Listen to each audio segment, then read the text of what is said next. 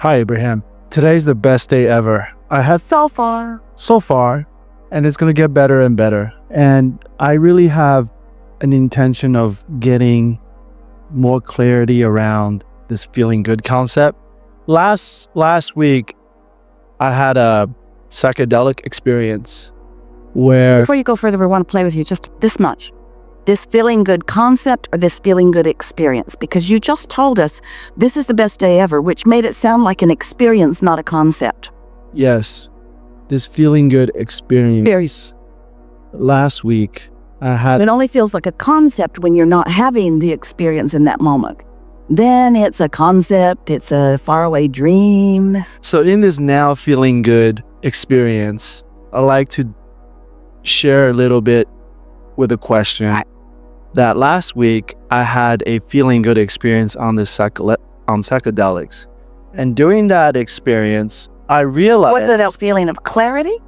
Yes, there was a feeling of clarity in the sense that I started to experience I, not just from the egoic mind, past memory structure. And I realized I was experiencing I going up and down vibrational levels. That makes any sense? Doesn't. I felt like... Well, only in this way. If you're really tuned into who you really are, there's no going up and down. And so the two things that you said were contradictory. You made it sound like the psychedelic experience caused you to not be the normal humaning thing, but the going up and down is only a humaning thing. I'm explaining it from a human perspective, from inner being perspective. Isn't that just the way it goes? Because, it does not matter what we know and what we say to you. It only matters what you perceive from what we say to you. It doesn't matter how brilliant we are. We're brilliant. It only matters how much of it you use to your advantage. So in any moment in time, you can prevent yourself from knowing what we know about you. So that's what we meant earlier. We don't want to get too carried away with this because we don't want to take you from your point. But we do want to say that your perception, your in the moment perception is what we're talking about all the time. Because it doesn't matter what we know, it only matters what you know about what we know. And if you've let your life train you to know things that aren't the things that we know, then you're not receiving the benefit of what we know because you're so believing of what you've known before. Does that make sense to you? So you want to find a way to let your life teach you the principles and the laws of the universe that your inner being knows. And they're hard to miss because there's nothing in all of the universe to the contrary of those laws, of your point of attraction. So that's why, even though we really want to hear from you, we are going to stubbornly hold to what we know, no matter what you think you know about what we know. Fair enough? Thank you. What I know is that when I'm listening to you, Abraham, there's a part of me that knows that I'm listening to myself in a way. That's a perfectly fine way to put it. Myself, my inner being, knows what I think I'm hearing Abraham say right now. That's what resonance is. You just described what resonance is. I'm feeling that in a deep way, I know this. That's what resonance is. That's guidance. That's you and you coming together in absolute oneness. Yeah. And in that state last week, there was pure feeling good. There was no guilt. There was a letting go of the old knowing, of guilt, shame, of whatever beliefs causes those states. And I remember, and I was in that state as a little kid. I felt like I was going home. Like when I was a little kid, I was there all the time. Esther was watching some children play in the airport yesterday. And she said to her friend, "Do you remember feeling like that? Do you remember when you just felt high on life and eager about the moment?" They all sat and watched these children who were demonstrating their pure love of life and an utter absence of anything in the way of that. Yeah.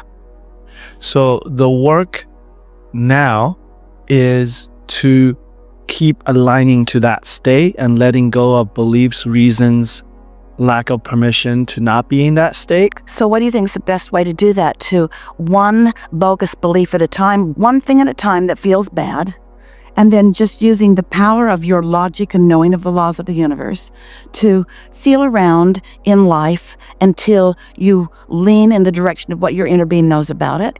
Or is the best path to take psychedelic drugs so that you're numbed to the things that you usually know and just... I think it's the way I prefer is to be in that state naturally to the best of my abilities at every given moment. And that experience helped me kind of reconnect to what is possible that I forgot. And we just have a question. Be careful, because it's a trap. Our question is, what makes you think that that experience helped you to reconnect? Because it felt so great. Yes. Which is what we keep coming back around to. In other words, I had an experience where I felt my alignment. And we're just saying to you, you can find that feeling whether you're under the influence of psychedelics or not. Yes. Yeah. Okay. And there's a part of me that's efforting, that happens. Tell us more what you mean by that. Because it's a human trait and there's nothing wrong with it. You could say focus is effort. You could say deliberately choosing a thought that feels good is effort over just letting the thought that usually comes. And in other words, it takes focus. We like the word focus more than the word effort. But if you've been sloppy in your focus so that you got pretty far from where you want to be, then there's more effort in getting back to it. The belief of efforting is that I need to have some external condition in order then to allow myself to feel that level of alignment, which I know is a trap. Maybe there's some truth in that in this sense. What if the external condition which caused negative emotion? My interpretation. What if the experience that you didn't want to happen caused negative emotion, which caused a launching of a rocket of desire, but the new rocket, even though it's really powerful, is not where you're vibrating. And so it takes some deliberate, steady attention in order to bridge the belief or shift it. And what's required to do that is a desire to feel good. If you can start with the premise that you want to feel good, and then you can identify the situations under which you did feel good, and you can come to the honest realization that the times that you feel the best are when you're in most resonance with who you are. Now you have your own roadmap, and now there's no mystery. We want to give you something here, and you already know this, but we want to speak it in a way that makes it impossible to not know it. If there is law of attraction, and there is, and if it's only attraction, and it is only attraction, which means there's no assertion, then you're always calling to you whatever's coming, whether you want it or not, through your attention to it. So let's say that you believe that premise and that you're focused there, and you really understand that you're getting what you're thinking about.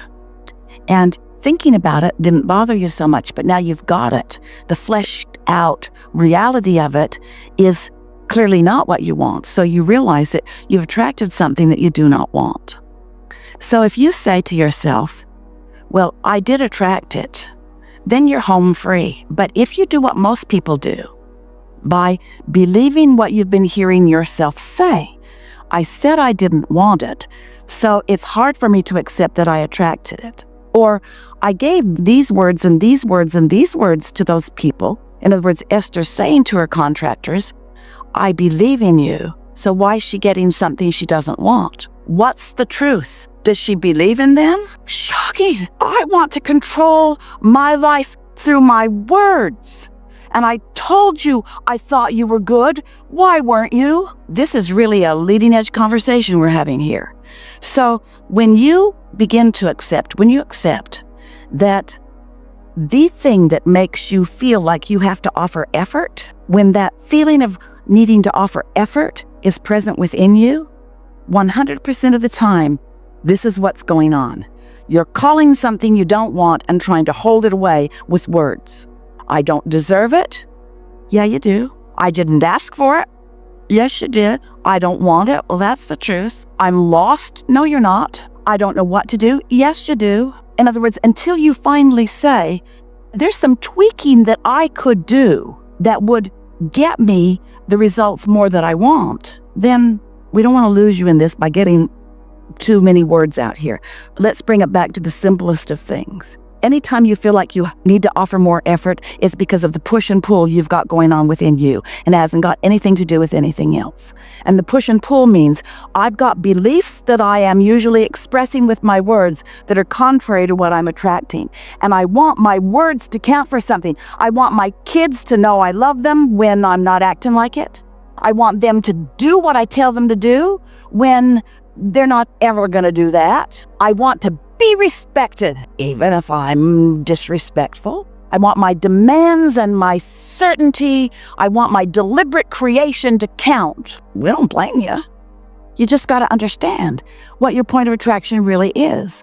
So if you can walk out of here just knowing today that you've been offering some beliefs that are contrary to what you want, and that's why it's wonky, and that the effort factor isn't all these hard things that you think it is. It's just changing the subject, lightening up, acknowledging that your inner being loves you. You're looking for proof. You're trying to validate your worthiness. So let's go right there. Almost everything I do overtly with words and behavior, action, interaction with others is to prove worthiness when I'm already worthy. What an unnecessary struggle. I'm already worthy, but I don't believe I'm worthy.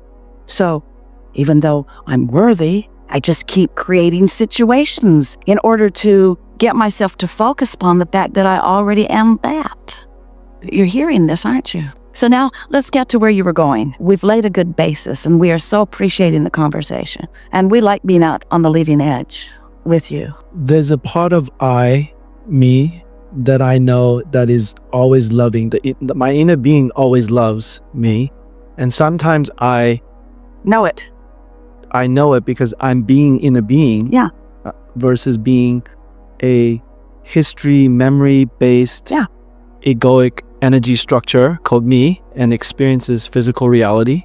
And when I am efforting, I'm struggling because I'm operating against myself, against my inner being's knowing that I am worthy. I'm against myself, and nothing makes you matter. And these beliefs, some of them are very deeply entrenched. I've been working on a lot of. Doesn't matter how long you've had them.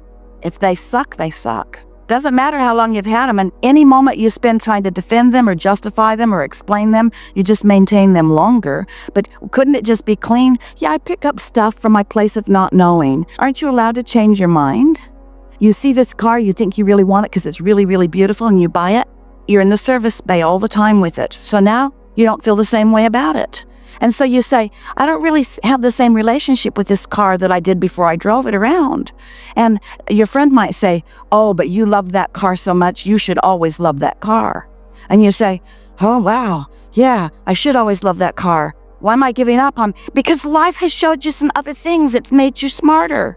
It's given you an opportunity to make some new decisions about something. But the subject of belief says, oh no, I thought this was a good car and I must always think that this is a good car. And yeah, I was towed 5 times this week, but this is a good car. This is a good car. This is a good car. This is a good car. I will not give up on this car. This is a good car. This is a good car. This is a good car. This is a good car. No, not really. It's really not a good match to you now. It was there when you needed it. It was there when you attracted it. It might have been the step to your understanding about some things, but it's perfectly all right for you. That's what evolution is. Evolution is having life experiences and continuing to advocate for yourself. And that's what your inner being is always showing you, how to advocate for yourself, how to advocate for the good of who you are, which means when you're self-advocating, you're advocating for the whole. But there are others out there, like the person who sold the car to you, who doesn't ever want you to give up on that car. There are people with their reasons that it benefits them for you to hold to the beliefs that served them but that don't serve you. Well, what are you going to do? What are you going to do when your inner being's saying to you all day, you are magnificent, and someone else is saying to you, you are a wretched being? Well, who are you going to believe? And who you're going to believe is who you've practiced believing the most. That's who you're going to believe, you see. Your inner being cannot speak often enough or loud enough, we're loud, to control what you hear.